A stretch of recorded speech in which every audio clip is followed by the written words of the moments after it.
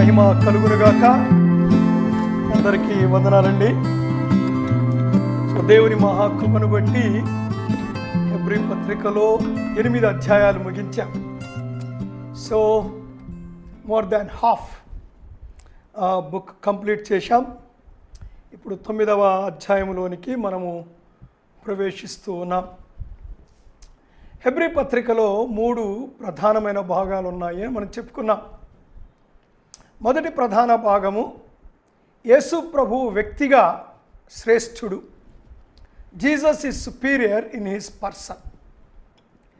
రెండవ భాగములో యేసు ప్రభు యొక్క పరిచర్య శ్రేష్టమైనది. Jesus is superior in his ministry. ఆ భాగంలో మనం ఉన్నాం. 8వ అధ్యాయం 1వ వచనం నుండి 10వ అధ్యాయము 18వ వచనం వరకు, 10-18 నుంచి చివరి వరకు యేసు ప్రభు తన బిడ్డల నుండి శ్రేష్టమైన జీవన విధానాన్ని ఆశిస్తూ ఉన్నాడు. Jesus is superior in his claims or demands. దాన్ని మనం 3వ భాగంలో చూస్తాం. సో ఇప్పుడు 2వ భాగంలో ఆల్రెడీ 8వ అధ్యాయాన్ని ముగించాము, మధ్యలోకి వచ్చాం. ఈ 9వ అధ్యాయం 1వ వచనం నుండి 10-18 వరకు క్రొత్త నిబంధన యాజకత్వం, అర్పణ యొక్క శ్రేష్టత, the superiority of the offerings under new covenant, దాని గురించి మాట్లాడతాడు. సో మొదటి భాగాన్ని 9వ అధ్యాయం 1 నుంచి 10 వచనాలు. సో ఈ భాగంలో 4 విభాగాలుగా మనం చూడొచ్చు. మొదటి విభాగము పాత నిబంధన క్రింద ప్రత్యక్ష గుడారము, 9వ అధ్యాయం 1 నుంచి 10 వచనాలు. క్రొత్త నిబంధన క్రింద యేసు ప్రభు యొక్క శ్రేష్టమైన అర్పణ, 9వ అధ్యాయం 11 నుంచి 14 వచనాలు. 3వ విభాగము యేసుక్రీస్తు కొత్త నిబంధనకు మధ్యవర్తి, 9వ అధ్యాయము 15 నుంచి 22 వచనాలు. 4వ విభాగము మధ్యవర్తి యొక్క శ్రేష్టమైన అర్పణ, 9వ అధ్యాయం 23 నుంచి 10-18 వరకు. ఈరోజు మనము మొదటి భాగాన్ని చూస్తాం. పాత నిబంధన క్రింద ప్రత్యక్ష గుడారము, 9వ అధ్యాయము 1 నుంచి 10 వచనాలను మనము చూడబోతూ ఉన్నాం. ఈ ఫస్ట్ పార్ట్లో లేకపోతే ఫస్ట్ డివిజన్లో నేను మళ్ళీ మీకు సబ్ డివిజన్స్ ఇస్తాను. మొదటి వచనం, ఈ గుడారము భూమికి సంబంధించినది, అది మొదటి వచనం. సో 2వ సబ్ డివిజన్ పాత నిబంధన యొక్క గుడారములోని వస్తువులు, అది 2 నుంచి 5 వచనాలు. 3వ సబ్ డివిజన్ పాత నిబంధన యొక్క సేవా నియమాలు, 6 నుంచి 10 వచనాలు. So now we are going to see all these 3. ఈ 3టిని మనము చూడబోతూ ఉన్నాం. మొదటి దానికి వద్దాం. మొదటి వచనం చదువుతున్నాను. మొదటి నిబంధనకైతే సేవా నియమములను ఈ లోక సంబంధమైన పరిశుద్ధ స్థలమును ఉండెను అంటాడు. సో సేవా నియమాలను గురించేమో 6 నుంచి 10 వచనాల్లో చెప్పాడు. ఆ తరువాత పరిశుద్ధ స్థలాన్ని గురించి 2 నుంచి 5 వచనాల్లో చెప్పాడు. ఇప్పుడు అక్కడ 1వ వచనంలో ఏమని చెప్తున్నాడంటే లోక సంబంధమైన అనే మాట మాట్లాడుతున్నాడు. సో మొదటిది, ఈ గుడారము లోక సంబంధమైనది, పాత నిబంధనకు చెందిన గుడారం. ఇక్కడ గుడారము అంటే పరిచర్య అని అర్థం చేసుకోవాలి. అహరోను క్రమములో ఉన్నటువంటి పరిచర్య. So the Aaronic priesthood under the Aaronic order. ఆరోను క్రమములో ఏర్పాటు చేయబడినటువంటి యాజకత్వము అని అర్థమండి గుడారం అంటే. సో యేసు ప్రభు యొక్క పరిచర్య స్థలం పరలోకం, అది లోకానికి చెందింది కాదు. అంటే దాని అర్థం ఏమిటంటే తాత్కాలికమైనది, ఇట్ ఈస్ టెంపరీ. యేసు ప్రభువుది శాశ్వతమైనది, ఇట్స్ పర్పెచువల్, అది శాశ్వతమైనది. సో ఇక్కడ ఒక విషయాన్ని మనం గమనిస్తే, ఈ అహరోను యొక్క క్రమములో ఏర్పాటు చేయబడిన ఈ యాజకత్వం లేదా ఈ గుడారం రాకముందు కొన్ని వేల సంవత్సరాలు గతించిపోయాయి. అంటే అంతకుముందు ఇది లేదు. ఈ ప్రత్యక్ష గుడారము తరువాత లేదా మందిరము తరువాత మేబీ AD 70 అందాం, క్రీస్తు శకము 70,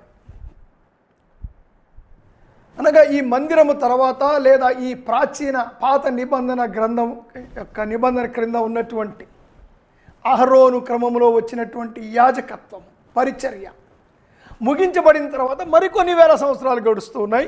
ఇంకెంతకాలం గడుస్తుందో మనకు తెలియదు. దాని అర్థం ఏంటంటే ఇది ఇంతకుముందు లేదు, ఉండబోవడము లేదు. అంటే మధ్యలో వచ్చింది, మధ్యలో పోయింది, మధ్యలో వచ్చింది, మధ్యలో పోయింది. కానీ యేసు ప్రభువు నిత్యుడు, నిత్యత్వం నుంచి ఉన్నటువంటి వాడు. అహరోనులాగా మధ్యలో వచ్చి మధ్యలో పోలేదు. అందరి యాజకులు మధ్యలో వచ్చి మధ్యలో వెళ్ళిపోయారు.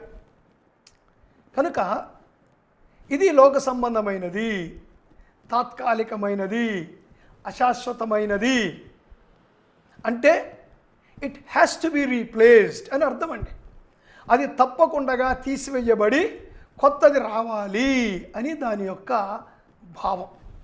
ఇప్పుడు రెండవ విషయానికి వస్తాను. ఈ మిగిలిన వచనాలు అంటే ఫ్రమ్ వర్స్ 2 to 10 వరకు మనం అర్థం చేసుకోవాలి అంటే అక్కడ ఒక కీ వర్డ్ ఇవ్వబడింది మనకు.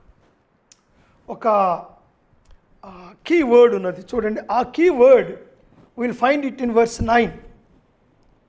ఆ గుడారము ప్రస్తుత కాలమునకు ఉపమానముగా ఉన్నది, ఈ ఉపమానార్థమును బట్టి. సో ఇక్కడ అది ఉపమానముగా ఉన్నది అంటాడు. ఇట్ ఈజ్ ఎ పారబోల్ అంటాడు. It is a పారబోల్. పారబోల్ అనేది ఒక అలంకారం. సో ఈ పారబోల్కి దాని నుంచే పారబుల్ అనే మాట వచ్చింది, ఉపమానాలు అనే మాటలు వచ్చాయి. సో ఇవి అలంకారయుక్తంగా చెప్పబడ్డాయి. ఇంకొక మాటలో మనం చెప్పుకోవాలంటే they are symbolic. They are symbolic. అవి ఉపమానంగా ఉన్నాయి. సో ఖచ్చితంగా ఈ ఉపమానాన్ని మనం అర్థం చేసుకోవాలి, అందుకే ఆ మాట ఉపయోగించాడు. సో ముందు మనం పాత నిబంధన క్రింద వచ్చినటువంటి సేవా నియమాలు, సేవా ఉపకరణాలు, సేవా ఉపకరణాలు, సేవా నియమాలు, మందిరము లేదా గుడారం, వీటిని గురించి మనము అర్థం చేసుకునే ప్రయత్నం చేద్దాం. ఇప్పుడు నేను 2వ వచనం నుండి చదువుతున్నాను, 5వ వచనము వరకు. I'm reading it. ఎలాగనగా మొదట ఒక గుడారము ఏర్పరచబడెను, అందులో దీపస్తంభమును బల్లయు దాని మీద ఉంచబడిన రొట్టెలను ఉండెను, దానికి పరిశుద్ధ స్థలమని పేరు. 2వ తెరకు ఆవల. ఇక్కడ ఒకటి మిస్ అయింది.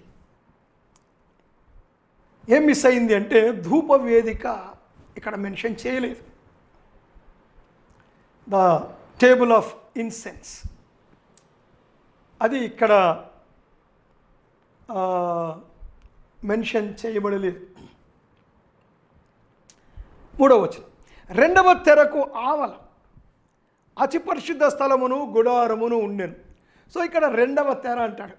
సో పరిశుద్ధ స్థలమునికి వచ్చేటప్పుడు మొదటి తెర గురించి ఏం మాట్లాడలేదు, కానీ 2వ తెర గురించి మాట్లాడుతున్నాడు. 2వ తెరకు ఆవల అతి పరిశుద్ధ స్థలమును ఆ గుడారములో ఉండెను, అందులో సువర్ణ ధూపార్తియు. ఇక్కడ సువర్ణ ధూపార్తి అన్నాడు, అది లేదు అసలుకి. మరి ఎందుకు ఈ మాట వచ్చింది అంటే సెప్టూజియంట్ ట్రాన్స్లేషన్లో ఈ వర్డ్ ఉన్నది. ఇది ధూప వేదిక కాదు. ఎందుకు అతి పరిశుద్ధ స్థలములో సువర్ణ ధూపార్తి ఉందని అంటున్నాడంటే, ప్రధాన యాజకుడు ధూపం వేయడానికి అతి పరిశుద్ధ స్థలంలోనికి వెళ్ళినప్పుడు ఈ ధూపార్తి చేతిలో పట్టుకొని వెళ్తాడు. అందుకని జస్ట్ మెన్షన్డ్ ఇట్. దీంట్లో కన్ఫ్యూజన్ ఏమీ లేదు. అంతటను బంగారు రేకులతో తాపబడిన నిబంధన మందసమును ఉండెను. ఆ మందసములో మన్నాగల బంగారు పాత్రయు, చిగురించిన అహరోను కర్రయు, నిబంధన పలకలను ఉండెను. దానిపై కరుణాపీఠమును కమ్ముకొనుచున్న మహిమగల కెరూబులుండెను. వీటిని గూర్చి ఇప్పుడు వివరముగా చెప్పవల్లబడదు. సో డీటెయిల్గా నేను ఇప్పుడు ఏం చెప్పలేను అంటున్నాడు. అయితే మనం అర్థం చేసుకుందాం, ఎందుకంటే ఉపమాన రీతిగా అన్నాడు కదా. సో ఫస్ట్ ఉపకరణాల దగ్గరికి వద్దాం.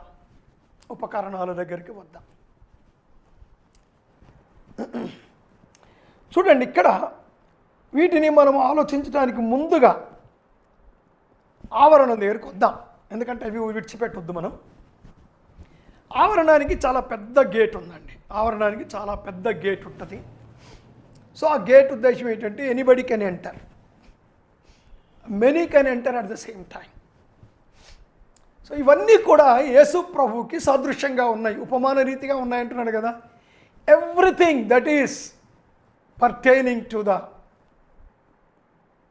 tabernacle is talking about Christ. It's a foreshadow of Christ or type. Anti-type is Christ. So యేసు ప్రభువుకు ఉపమానంగా ఉన్నాయి. లోపలికి ప్రవేశించగానే ముందు ఒక దహన బలిపీఠం ఉంటుంది, తుమ్మకర్రతో చేశారు. దాని మీద ఇత్తడి రేకు పొదిగారు, దాని మీద బలులు అర్పించబడతాయి. ఆ లోపలికి రాగానే ఒక ఇత్తడి గంగాళం ఉంది, అందులో కాళ్ళు చేతులతో కడుక్కుంటారు. ఈ ఇత్తడి గంగాళం ఎలా తయారు చేశారంటే, అంటే మిగిలిన బలిపీఠానికి ఇత్తడి ఎక్కడి నుంచి వచ్చిందో చెప్పలేదు, కానీ ఇత్తడి గంగాళానికి మాత్రం ఇత్తడి ఎక్కడి నుంచి వచ్చిందో చెప్తాడు. అవన్నీ ఇప్పుడు నేను చదవను. ప్రత్యక్ష గుడారానికి సుమారుగా 50 అధ్యాయాలు కేటాయించబడ్డాయండి. 50 చాప్టర్స్. అంటే పంచకాండాలలో, ఆది కాండం మొదలేద్దాం, ఈ 4 కాండాలలో 50 చాప్టర్స్ ఆర్ అలాటెడ్. మరి ముఖ్యంగా నిర్గమలో 25వ అధ్యాయం నుంచి 40వ అధ్యాయం వరకు కేవలము ప్రత్యక్ష గుడారం యొక్క నిర్మాణాన్ని గురించే మాట్లాడుతున్నాడు. దేవుడి యొక్క సృష్టికి ఒక అధ్యాయమే ఇవ్వబడింది. Only 1 chapter is given. కానీ ప్రత్యక్ష గుడారానికి ఈ తంతుకు సంబంధించి 50 అధ్యాయాలు కేటాయించబడ్డాయి. ఆది కాండం అంతా 50 అధ్యాయాలు, almost more than 2000 years of హిస్టరీకి. చూసావా, that is the importance of it. ఇక్కడ ఇంకో విషయం గుర్తించాలి, దేవుడు ఏది కూడా అనాలోచితంగా ఇవ్వలేదు, దేవుడు ఏది కూడా నిరుపయోగంగా ఇవ్వలేదు. చూశారండి. సో దేవుడిది ఇవ్వడంలో గాడ్ హ్యాజ్ ఎ పర్పస్. ఆలోచించి తన ప్రణాళిక చొప్పునిచ్చాడు. నిరుపయోగంగా ఇవ్వలేదండి, దీనికి ఒక ఉపయోగం ఉన్నది. దాన్ని మనం ఇప్పుడు అర్థం చేసుకోబోతున్నాం. సో లోపల ప్రవేశించగానే ఇత్తడి గంగాళం ఎలా చేశారంటే, స్త్రీలు చూసుకునే అద్దాలు, తమ ముఖం చూసుకునే అద్దాలు.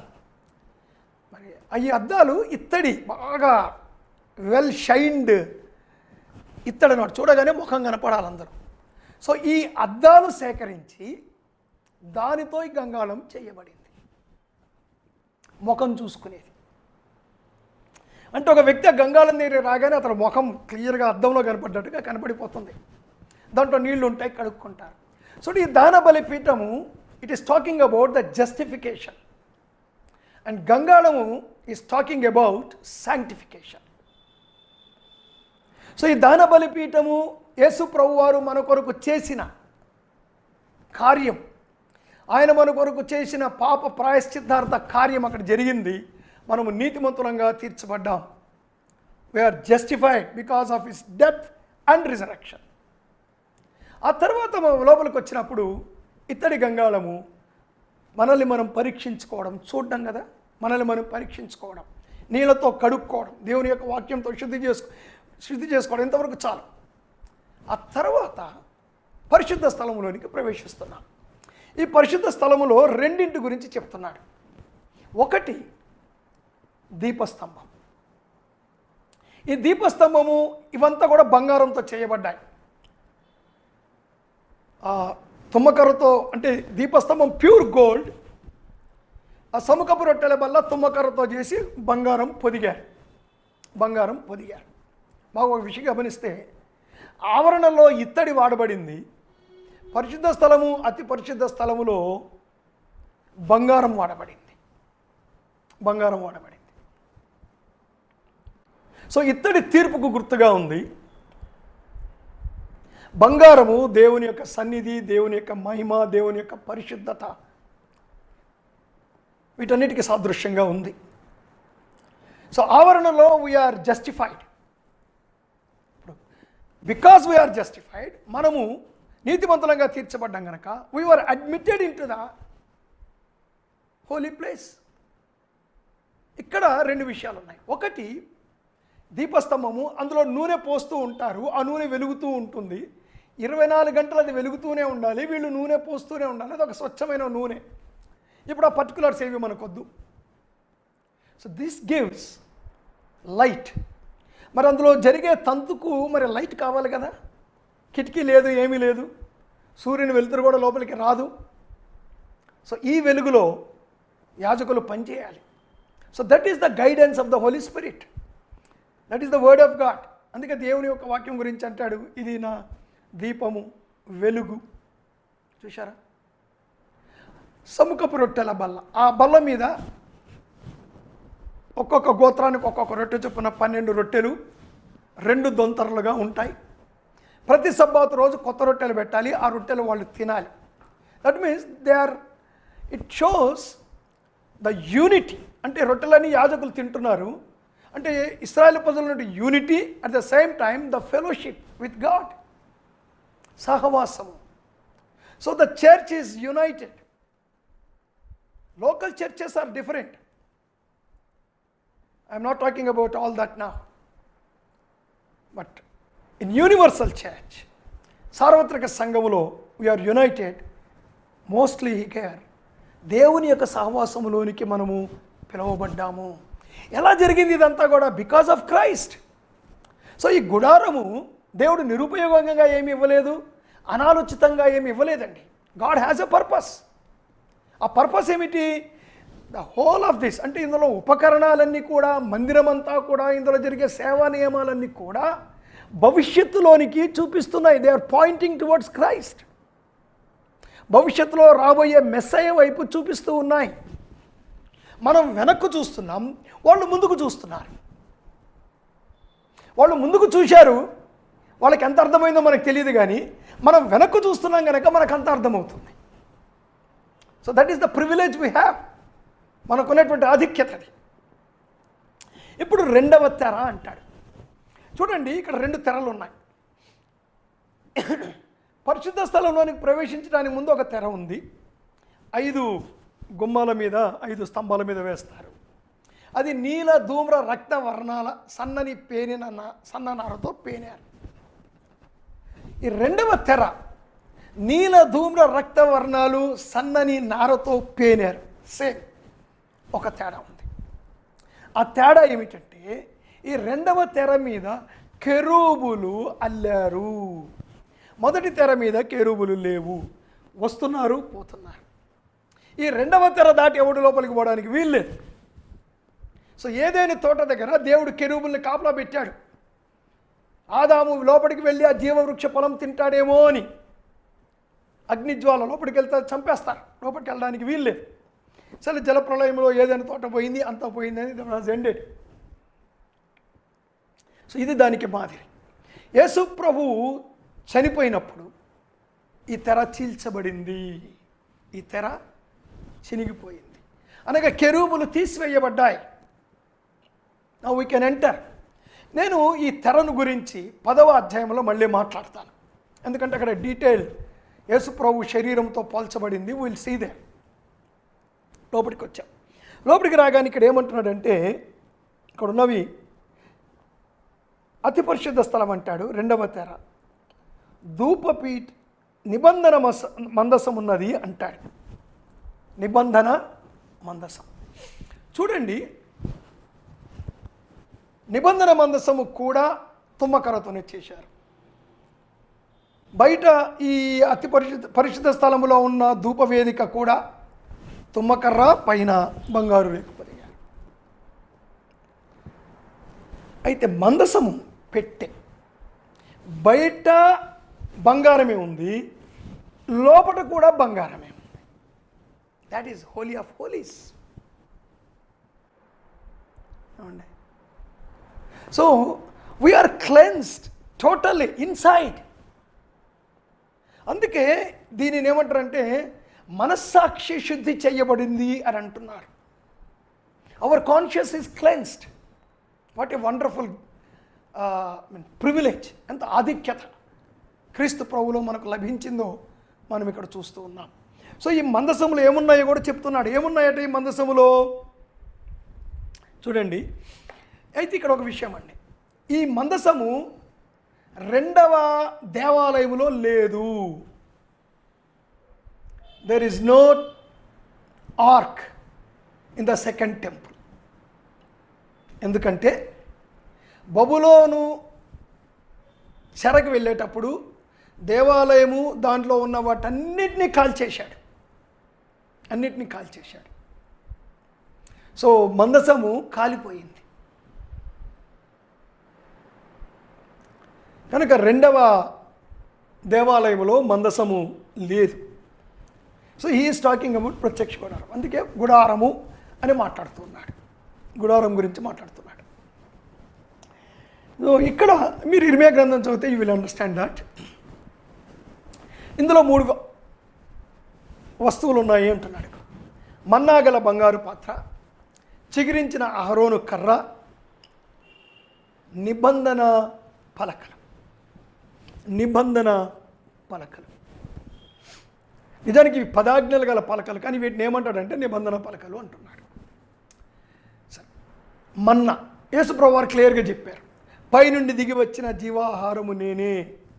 సో పైనుండి దిగి వచ్చాడు. మన్నా పైనుండి వచ్చింది. యేసుప్రభువు వారు పైనుండి దిగి వచ్చాడు. ఆయన జీవాహారం. ప్రభు అన్నారు, నా శరీరమును తిని త్రాగితేనే నాలో జీవము గలవాడు. కనుక ఇది యేసు ప్రభువు శరీరము అర్పించబడబోతూ ఉన్నది, దానిని మనము తింటాము అన్న విషయాన్ని మాట్లాడుతున్నాడు. సో ఇదంతా కూడా ఉపమాన రీతిగా సింబాలిక్గా ఉంది. అహరోను చిగిరించిన చేతి కర్ర, ఎండిపోయిన కర్ర చిగిరించింది. 2 అంశాలు ఇక్కడ. ఒకటి, కొద్దిమంది పోటీ పడ్డారు, నేను ఎందుకు ఉండకూడదు, ప్రధాన యాజకుడుగా నేను ఉండకూడదు. సరే కర్రలు పెట్టండి అయ్యా అన్నాడు. ఏది చిగురిస్తే అతడే నేను ఏర్పరచుకున్నవాడు. సో ఈ 2 విషయాలు చెప్తుందండి. ఎండిపోయిన కర్ర చిగిరించింది.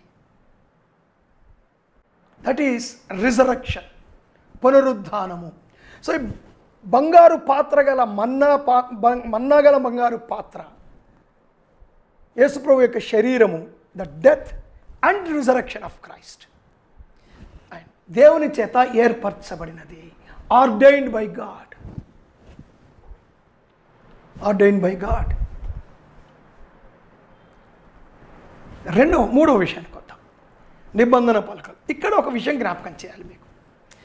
దేవుడు మొదటిసారి పలకలు రాశాడు. మోషే వాటిని పట్టుకొని వచ్చి కొండ దిగబోతున్నప్పుడు కొండ కింద ఉత్సవం జరుగుతుంది, విగ్రహారాధన జరుగుతుంది. ఏమండి, చాలా భయంకరమైన పండగ జరుగుతూ ఉంది, పాపం జరుగుతుంది. మోషే కోపం వచ్చింది, అవి ఇస్త్రీ కొట్టి పగలగొట్టేశాడండి. గుర్తుపెట్టుకోవాలి మనం. అప్పుడు దేవుడు మళ్ళీ 2వసారి రాశాడు. అవి ఇందులో పెట్టబడ్డాయి. సో మొదటిది ఇక్కడే దేవుడు చెప్తున్నాడు, మొదటి నిబంధన పగిలిపోయేదే అని already God is telling. So మొదటి నిబంధన ఉగ్రత, కోపం వచ్చింది, పగలగొట్టాడు, అనేక మంది చచ్చిపోయారు. ఈ రెండవ పలకలు ఉన్నాయే, they are talking about the second. అంటే దేవుడు మరలా క్రొత్త నిబంధన, ఈ క్రొత్త పలకలు in the place of the old one, they are removed, they have gone, పగిలిపోయినాయి, కాలిపోయి మంట వచ్చేసి వాళ్ళందరూ కాలిపోయారు. అందుకే ధర్మశాస్త్రం ఉగ్రత పుట్టిస్తుంది, కృప దేవుని యొక్క జీవాన్ని ఇస్తుంది.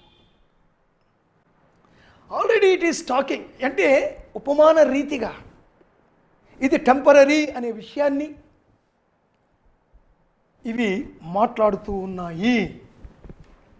సో ఇక్కడ మనం గమనిస్తున్నాం. ఇప్పుడు దీని మీద ఏమంటాడంటే, దాని మీద ఒక కరుణాపీఠం ఉన్నది అంటాడు. కరుణాపీఠం ఉన్నది. ఇక్కడ వాడబడిన గ్రీకు మాట ఏమిటంటే హిలస్టేరియన్.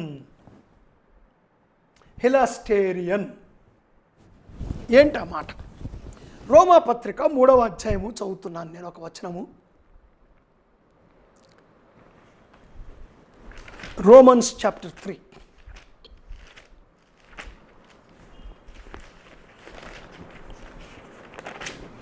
రోమపత్రిక 3వ అధ్యాయం 26వ వచనం చదువుతున్నాను, లేదా 25 నుంచి. పూర్వము చెయ్యబడిన పాపములను దేవుడు తన ఓరిమి వలన ఉపేక్షించినందున ఆయన తన నీతిని కనపరచవలెనని. Now listen. 26. క్రీస్తు యేసు రక్తము నందలి విశ్వాసము ద్వారా ఆయనను కరుణాధారముగా బయలుపరిచెను. ప్రాపిసియేషన్, ఈ మాట కూడా హిలస్టేరియన్. సో యేసు ప్రభువే హిలస్టేరియన్. హిలస్టేరియన్ అంటే ప్రాపిసియేషన్, శాంతి చెయ్యుట, కరుణాధారము. ఆయన మన కొరకు శాంతి చేశాడు. ప్రాపిసియేషన్, అదే హిలస్టేరియన్ గ్రీకులో. సో ఇక్కడ కరుణాపీఠానికి వాడబడిన మాట హిలస్టేరియన్. హిలస్టేరియన్ అంటే కరుణాపీఠం. తెలుగులో కరుణాధారము అన్నాడు, అంటే హిలస్టేరియన్ కరుణాపీఠం. యేసు ప్రభువే కరుణాపీఠం అని చెప్తున్నాడు, కానీ అది నిజానికి ప్రాపిసియేషన్. ఇంగ్లీష్ మాట గమనిస్తే ప్రాపిసియేషన్, శాంతికరమైన కార్యాన్ని ప్రభు చేశాడు. సో ఇవన్నీ కూడా దాని గురించే మాట్లాడుతున్నాయా హెబ్రీయులారా? You have come to a real one, an actual one, from shadow to reality. ఛాయ నుంచి వాస్తవం దగ్గరికి మీరు వచ్చారు. స్టే దేర్, స్టే దేర్, ఆ మాట మాట్లాడుతూ ఉన్నాడు. ఇప్పుడు నేను మూడవ విషయానికి వస్తున్నాను. మూడవది ఏమిటంటే పాత నిబంధన సేవా నియమాలు. చదువుతాను 6వ వచనం నుండి 10వ వచనం వరకు. ఇవి ఇలాగూ ఏర్పరచబడినప్పుడు యాజకులు సేవ చేయుచు నిత్యమును ఈ మొదటి గుడారములోనికి వెళ్ళుదురు కానీ సంవత్సరమునకు ఒక్కసారి మాత్రమే ప్రధాన యాజకుడు ఒక్కడే రక్తము చేత పట్టుకొని రెండవ గుడారములోనికి ప్రవేశించును. ఆ రక్తము తన కొరకును తన ప్రజల యొక్క అజ్ఞాన కృత్యముల కొరకును అతడు అర్పించును. దీనిని బట్టి ఆ మొదటి గుడారం ఇంకా నిలుచుచుండగా అతి పరిశుద్ధ స్థలములో ప్రవేశించు మార్గము బయలుపరచబడలేదని పరిశుద్ధాత్మ తెలియచేయుచున్నాడు. ఆ గుడారం ప్రస్తుత కాలమునకు ఉపమానముగా ఉన్నది. ఈ ఉపమానార్థమును బట్టి మనస్సాక్షి విషయములో, ఇందాక నేను చెప్పాను, మనస్సాక్షి శుద్ధి చేయబడుట, క్లీన్ కాన్షియస్నెస్. మనస్సాక్షి విషయములో ఆరాధకునికి సంపూర్ణ సిద్ధి కలగజేయలేని అర్పణలను బలులను అర్పింపబడుచున్నవి. ఇవి దిద్దుబాటు జరుగు కాలము వచ్చే వరకు విధింపబడి అన్నపానములతోనూ నానా విధములైన ప్రక్షాళములతోనూ సంబంధించిన శరీరాచారములు మాత్రమే అయి ఉన్నవి. సో ఇక్కడ ప్రామినెంట్ వర్డ్ ఏమిటంటే మనస్సాక్షి శుద్ధి చెయ్యబడుట. ఇశ్రాయేలు ప్రజలు రోజు బలులు అర్పిస్తున్నారు. పాప పరిహారార్థ బలి, అపరాధ పరిహారార్థ బలి, దాన బలి, ఆ బలి, రకరకాల బలు. ఉదయం ఒక్క బలి, సాయంత్రం ఒక్క బలి, రకరకాల బలులు అర్పిస్తారు. Have a list, I made up a list. దగ్గరగా ఇశ్రాయేలు ప్రజలు కేవలం పర్ణశాలల పండగ టైములో మొదటి 7 దినాలు, 10వ దినము ద డే ఆఫ్ అటోన్మెంట్, మహాప్రాయశ్చిత్తార్థ దినం. ఈ 7 దినాల్లోనే 70 ఎద్దులు, 14 పొటేళ్ళు, 98 గొర్రె పిల్లలు, ఏమండి 7 పాప పరిహారార్థ బలులు అర్పిస్తారు. You can imagine. ఇవన్నీ ఇంకా ప్రతిరోజు సంవత్సరం అంతా అర్పిస్తాను. మరి సబ్బాతుకు స్పెషల్, అమావాస్య రోజు స్పెషల్, మళ్ళీ కొన్ని ప్రత్యేకమైన బలు. ఇన్ని అర్పిస్తున్నప్పటికీ కూడా they all looking forward to the day of atonement. వీళ్ళందరూ కూడా ఆ మహాప్రాయశ్చిత్తార్థ దినం కొరకు ఎదురు చూస్తారు. ఎందుకంటే వాళ్ళ దృష్టిలో వాళ్ళ మనస్సాక్షి శుద్ధి చేయబడుతుంది ఆ రోజున. కానీ ఇక్కడ గ్రంథకర్త పరిశుద్ధాత్మ ఏమంటున్నాడంటే శుద్ధి చేయబడలేదు. They are thinking that their conscience is cleansed. No, it is by the blood of Christ our conscience is going to be cleaned. మన మనస్సాక్షి శుద్ధి చేయుట యేసుప్రభు రక్తము వలననే సాధ్యం. ఇవి చేయలేం. కానీ సో ద డే ఆఫ్ అటాన్మెంట్, ఇంకొక రూపంలో చెప్పాలంటే ఈ మహాప్రాయశ్చిత్తార్థ దినం అనేది మనస్సాక్షి శుద్ధీకరణ దినం అని చెప్పుకోవాలి. లేవి కాండము 16వ అధ్యాయంలో మీరు చదువుతారు. అసలు ఇక్కడ ఏం జరుగుతుంది, ఇక్కడ జరిగే తంతు ఏమిటి, సేవా నియమం, ఇదంతా కూడా చెప్తున్నాడు. ప్రధాన యాజకుడు సంవత్సరానికి ఒక్కసారి ఇందులోనికి ప్రవేశిస్తాడు, తన కొరకు, ప్రజల కొరకు. So now listen how it is going to happen.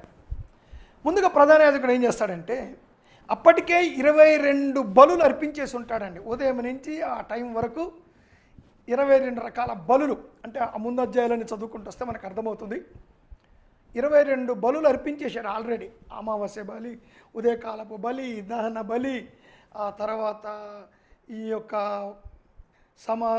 సబ్బాతు బలులు, సో మెనీ రకరకాల బలులు 22 అయిపోయినాయి. నా ఈ ప్రాయశ్చిత్తార్థ బలులు ప్రారంభమవుతున్నాయి.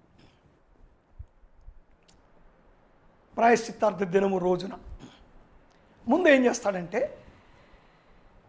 తన యొక్క attire, official attire of high priest, వస్త్రం వేసుకొని దాని మీద ఒక రోబ్ వేసుకొని దాని కింద గంటలు కుట్టేసుంటాయి, బ్రెస్ట్ ప్లేట్ అది తగిలించుకుంటాడు, దాని మీద 12 రాళ్ళు అండి, 12 స్టోన్స్, డైమండ్స్, అవి రకరకాలు ఉన్నాయి కదండి, అవన్నీ 12 రిప్రజెంటింగ్ ద ఇజ్రాయెల్. ఏఫోదు వేసుకుంటాడు, కిరీటం, ఆయన కొరకు చేయబడిన ఆ కిరీటం పెట్టుకుంటాడు, తలపాగానండి లేకపోతే ఏదనానండి తెలుగులో. So with that attire, glorious one, official, అది వేసుకొని ముందు తన కొరకు ఒక ఎద్దును బలిస్తాడు. ఆ రక్తం తీసుకొని ఈ will enter into the Holi of holies, అతి పరిశుద్ధ స్థలంలోనికి ప్రవేశించి ఆ మందసం మీద రక్తాన్ని చిలకరిస్తాడు. ఆ ధూపారుతుంది కదా, ధూపం వేస్తాడు, మళ్ళీ బయటకు వస్తాడు. ఈ గంటలు గణగణ అంటే ఇక ప్రజలకు ఆనందం అన్నమాట అండి. ఓ మా మనస్సాక్షి శుద్ధి చేయబడుతుంది అని బయటకు వస్తాడు. వచ్చిన తర్వాత ఏం చేస్తాడంటే ఈ బట్టలన్నీ తీసేస్తాడు. ఇప్పుడు ఒక తెల్లటి వస్త్రం మాత్రమే వేసుకుంటాడు. దీనికి కూడా గంటలు ఉంటాయి అనుకోండి కింద. తెల్లటి వస్త్రం మాత్రమే వేసుకుంటాడు. వేసుకున్న తర్వాత 2 మేకలు తెస్తారు. ఇప్పుడు 2 మేకలకి మీద చీట్లు వేస్తారు. ఒకటి దేవునికి అని ఒక చీటి, రెండవది విడిచిపెట్టబడుట అని 2వ చీటి. దీన్నే అజాయేల్ అంటారు. సో ఏ మేక మీద అయితే దేవునిది అని చీటీ పడిందో ఆ చీటి ఆ మేక కొమ్ముకు కడతారు. అజాయేలు అంటే విడిచిపెట్టబడినది అనే చీటి ఉందే, ఆ చీటి ఏ మేక మీద పడిందో, ఏ మేకకు వచ్చిందో ఆ మేక కొమ్ముకి ఆ చీటి కడతారు. కట్టిన తర్వాత ఈ మేక మీద చేతులు పెట్టి పాపాలు ఒప్పుకుంటాడు, ప్రజలందరి పాపాలు ఒప్పుకుంటాడు. ఒప్పుకున్న తర్వాత దాన్ని బలిచ్చి ఆ రక్తము వేరే యాజకుడు వస్తాడు, వాళ్ళు అడ్డం పెట్టి ఆ రక్తము చిందినప్పుడు అది కలెక్ట్ చేస్తారు. అది తీసుకొని మళ్ళీ లోపలికి వెళ్ళి చిలకరించి సో అయిపోయింది అక్కడ చేసేసి బయటకు వస్తాడు. ఈ మేకను వదిలిపెడతారు. So it is free to go, not to come back అన్నది ఉద్దేశం. వెనక్కి వస్తుందో లేదో ఎవరికి తెలియదు, వస్తే ఇట్ ఇస్ ద పాయింట్. ఆలోచించాల్సిన విషయం ఇది. వెళ్ళిపోతుంది అనే వరకే ఉందండి. బహుశా చాలా మటుకు రాకపోవచ్చు, వచ్చిందో లేదో కూడా ఎవరికి తెలియదు. అంతటితో తంత అయిపోయింది. సో ఇదంతా కూడా ఈ ప్రధాన యాజకుడు ఆ రోజున చేస్తున్నాడు. సో అవి సంపూర్ణ సిద్ధి కలిగించటం లేదు. యేసు ప్రభువే మన పాపములను మోసుకొని పోచున్న గొర్రెపిల్ల. యోహాను యేసు ప్రభు కనబడగానే శిష్యులకు ఏమని పరిచయం చేస్తాడో తెలుసండి? I will read it for you. ఇంకా గుర్తొచ్చింది, యోహాను సువార్త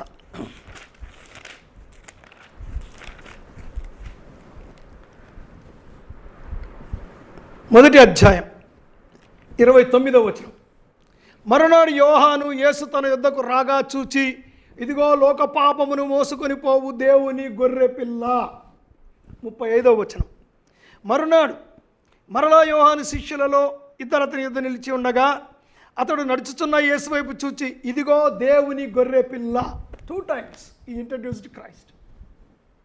మొదటిసారి లోక పాపమును మోసుకొని పోవు దేవుని గొర్రె పిల్ల, రెండవసారి దేవుని గొర్రె పిల్ల. 2 మేకలు. పాపమును మోసుకొని పోయే మేక, దేవుని మేక. ఇవి రెండు యేసు ప్రభువే. ఉపమాన రీతిగా ఉన్నాయి అని చెప్తూ, సో పరిశుద్ధాత్మ ప్రస్తుత కాలమునకు అది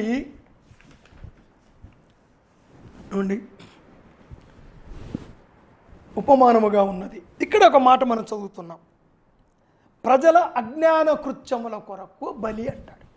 అజ్ఞాన కృత్యముల కొరకు బలి అంటే ఏమిటి? పాపాల కొరకు 2 బలులు ఉన్నాయండి.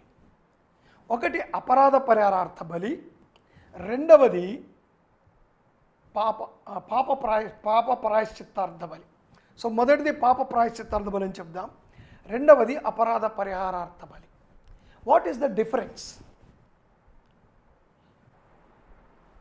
మరణదండనకు పాత్రమైనటువంటి పాపాలు చేస్తే బలి లేదు. తల్లిదండ్రులను దూషించాడు, బలి లేదండి. ఇక ఆడు కొడుకు పాప ప్రాయశ్చిత్తార్థ బలి, అపరాధ ఏమి లేవు. తీసుకెళ్ళి రాళ్ళతో కొట్టి చంపడమే. విగ్రహారాధన చేశాడు, తీసుకెళ్ళి రాళ్ళతో కొట్టి చంపడమే. జారత్వం జరిగింది, తీసుకెళ్ళి రాళ్ళతో కొట్టి చంపడమే. వాటికేం బలులు లేవు. క్షమాపణ అంటే ఏమి లేదు వాటికి. ఈ బలులు ఏంటి అంటే, ఒకటి దిద్దుబాటు అవసరము లేని బలు పాపాలు, మరొకటి దిద్దుబాటు అవసరమున్న పాపాలు. సో దిద్దుబాటు అవసరమున్న పాపాలను అపరాధము అంటున్నారు. అపరాధ పరిహారార్థ బలి అంటే దిద్దుబాటు. అంటే ఈ బలి చేసేటప్పుడు ఏం చేసావయ్యా? శవాన్ని ముట్టుకున్నాను. సో దేవునికి వ్యతిరేకంగా, మనుషులకు వ్యతిరేకంగా. సో దేవునికి వ్యతిరేకంగా ఏంటి? దేవుడు చెప్పాడు శవాన్ని ముట్టుకోవద్దని. శవాన్ని ముట్టుకున్నాడు కనుక ఏం చేయాలా? అపరాధ పరిహారార్థ బలి అర్పించాలి. సో ఇక్కడ దిద్దుబాటు కావాలి. ఏంటి ఆ దిద్దుబాటు? యాజకుడు ఫైన్ వేస్తాడన్నమాట.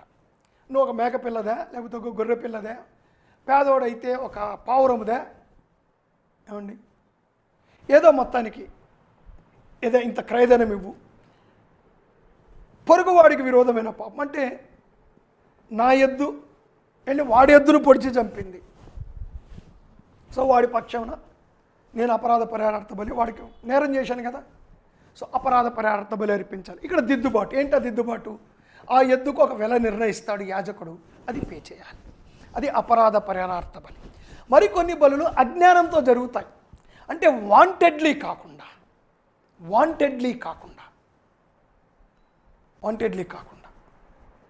ఏదో ఏమారు పాటున నేను దేనికో తగిలాను, ఒక రాయి మీద పడ్డాను, ఆ రాయి జారి వచ్చి కింద ఇంకొకరి మీద పడింది, వాడు చచ్చిపోయాడు.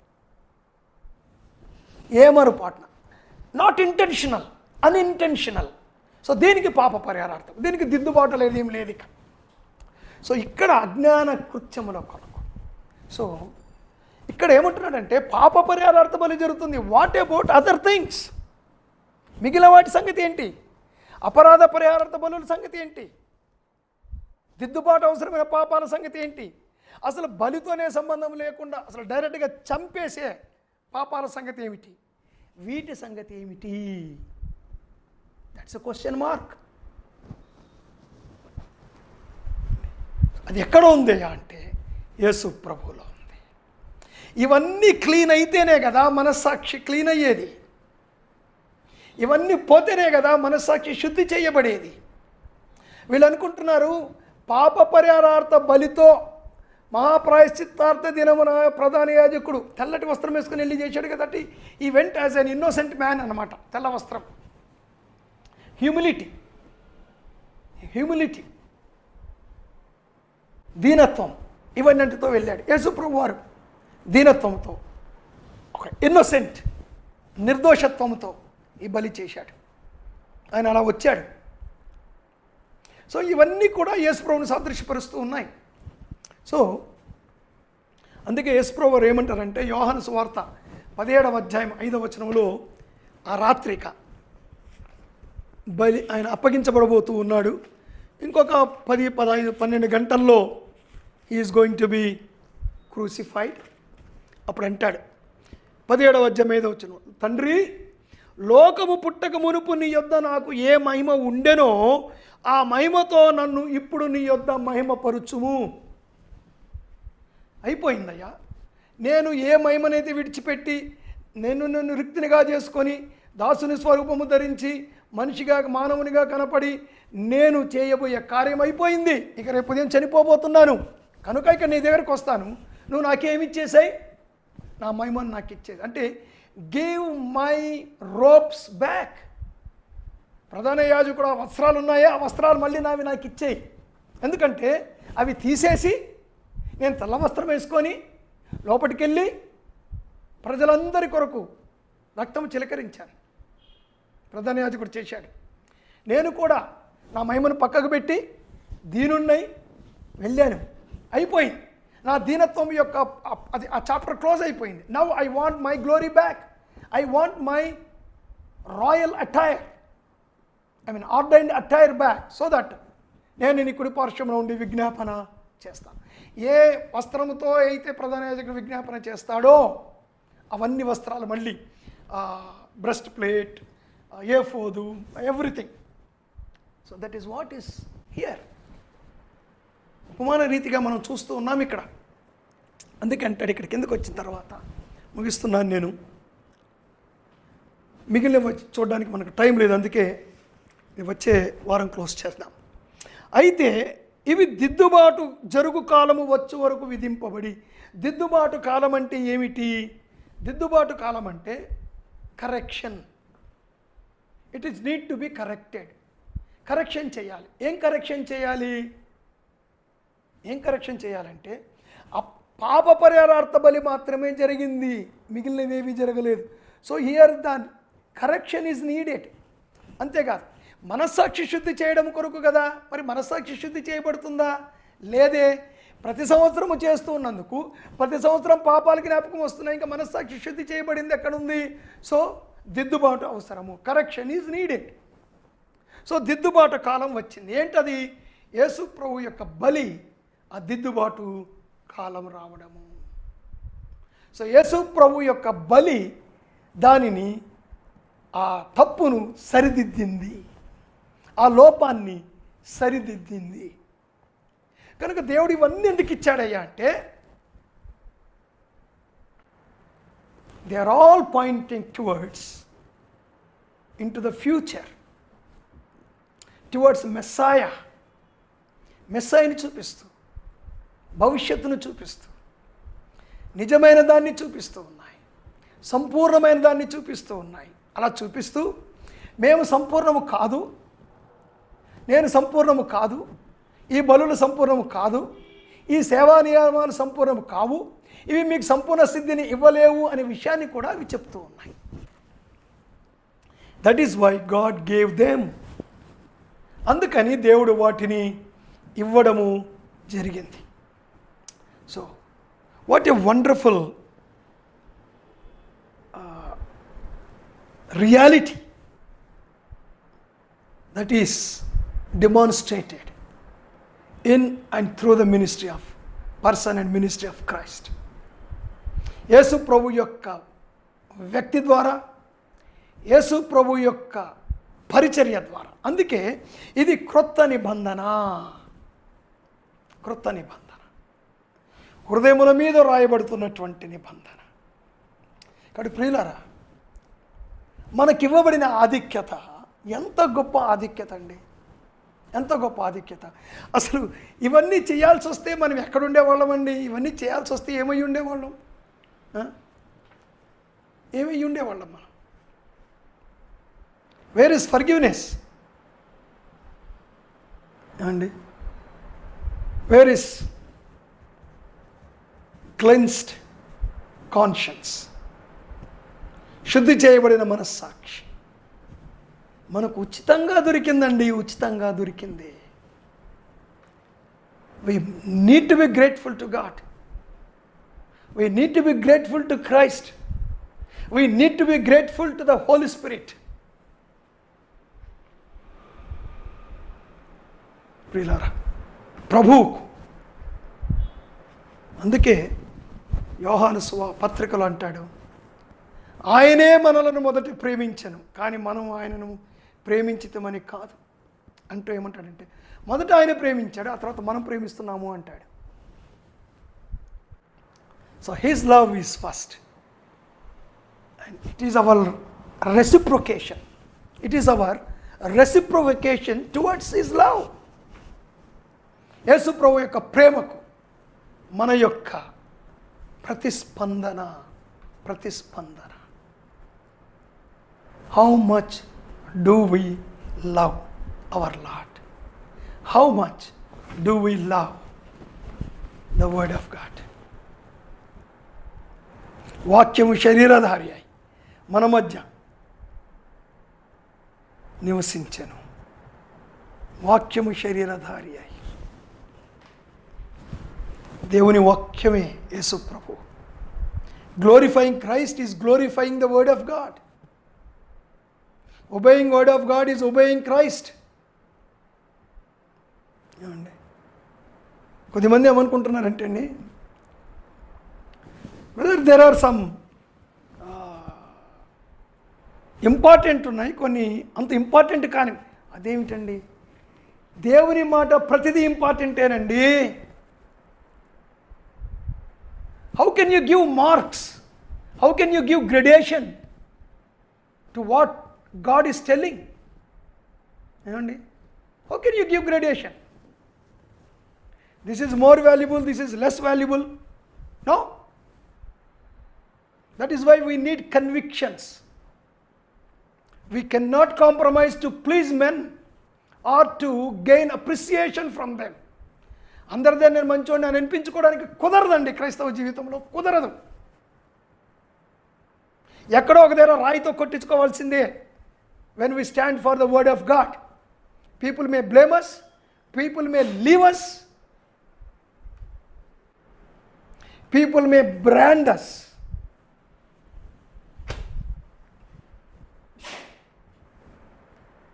Don't care. Word of God is important in our lives. The word of God. దేవుని యొక్క వాక్యం చాలా చాలా ప్రాముఖ్యమైంది. Every word, every sentence of the Bible is important for us. ప్రియులారా, ఆ ప్రభు మనకిచ్చిన ఆధిక్యతలన్నిటి కొరకు, ఆ ప్రభు యొక్క పరిచర్య మనకు అనుగ్రహించబడిన దాన్ని బట్టి మనం ప్రభుని గణపరచాలి, ఆయన యొక్క వాక్యమునకు లోబడాలి. అందుకే 1 యోహాను పత్రిక, మీరు ప్రభువును ప్రేమిస్తే మీరు ఆయన ఆజ్ఞలకు లోబడుదురు. అంటే దాని అర్థం ఏంటంటే, ఆజ్ఞ అంటే every word of God, every word of scripture should rule our lives. అంతేనండి. సో ప్రియులారా, let us commit ourselves to the word of God. దేవుని యొక్క వాక్యానికి మనల్ని మనము అప్పగించుకుందాం. We may not become popular అండి, we will be very low profile people. యేసు ప్రభువే లో ప్రొఫైల్ అండి, యేసు ప్రభువే లో ప్రొఫైల్. బైబిల్లో తప్ప బయట హిస్టరీ యేసు ప్రభు గురించి ఏమన్నా ఉందా అండి? చాలామంది అడుగుతారు, బైబిల్ వెలుపల యేసు ప్రభు గురించి ఏమన్నా ఉందా? ఎందుకు ఉంటుందయా? Is low profile. Who is he? For Jews or for Romans? For Greek historians or for Roman historians? Who is he? Or even for Jewish historians? Who is he? ఏదో ఒక్క మాట యేసు ప్రభు అంటే తిరుగుబాటు వస్తుందేమో, అంత సిలువ ఎందుకు వేశారయ్యా అని రోమ్ నుంచి వచ్చినందుకు 1 single sentence about him report ఇవ్వాలి కదా గవర్నర్. That's all. మన ప్రభువుకే పాపులారిటీ లేనప్పుడు, మన ప్రభువుకే లో ప్రొఫైల్ ఉన్నప్పుడు, who cares profile? Who cares? అవసరం లేదండి, అవసరం లేదు, అవసరం లేదు, అవసరం లేదు. 1000 మంది మనల్ని పిలవాల్సిన అవసరం లేదు. దేవుని వాక్యం ప్రేమించే 10 మంది చాలు, 10 మంది చాలు. ప్రియులారా, let us commit ourselves to the word of God. దేవుడు తన వాక్యాన్ని దీవించిన గాక. శ్రద్ధగా ఆలకించిన మీ అందరినీ కూడా దేవుడు ఆశీర్వదించిన గాక. మీ అందరికీ వందనాలు. Thank you for patient listening. God bless you all.